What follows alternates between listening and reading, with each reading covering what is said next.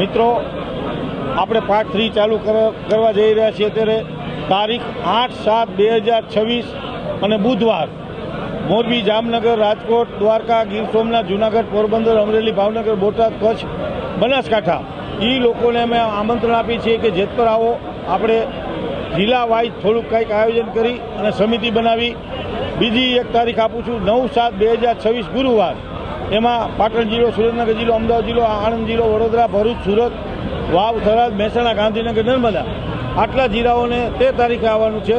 અને આપણે પાર્ટ 3 વતી થોડી ઘણી ચર્ચા કરી અને આપણે પાર્ટ 3નું આયોજન કરી અને આગળ પાર્ટ 3માં આયોજન તો એવી રીતે આપણે કરશું કે એકતા નહીં પરંતુ સમગ્ર ખેડૂતનું સમાજ પ્રથમ મતભેદ હોય તો મનભેદ પણ ન થાય.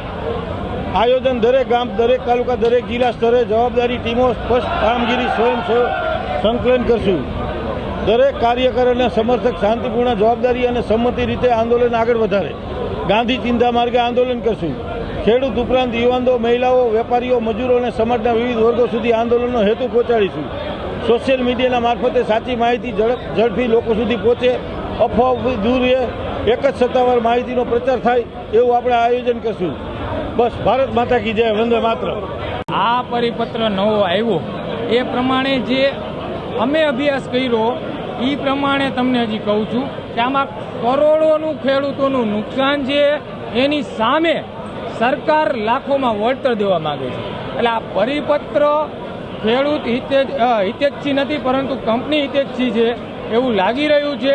તેમ છતાં અમે આ 3 દિવસનો ગુજરાતના તમામ ગામના ખેડૂતને સમય આપ્યો છે કે 3 દિવસમાં તમામ ગામના ખેડૂતોને અહીંયા બોલાવશું, એની સાથે ચર્ચા વિચારણા કરશું અને જો આખું ગુજરાતના ખેડૂતો પછી નક્કી કરશે કે આ પરિપત્ર કંપની હિતેચ્છુ છે કે ખેડૂત હિતેચ્છી, પછી એનું ફાઇનલ આપણે જવાબ આપશું મીડિયાને. આજે આપણે પાણા પાછળનું મેસેજ એક જ હતું.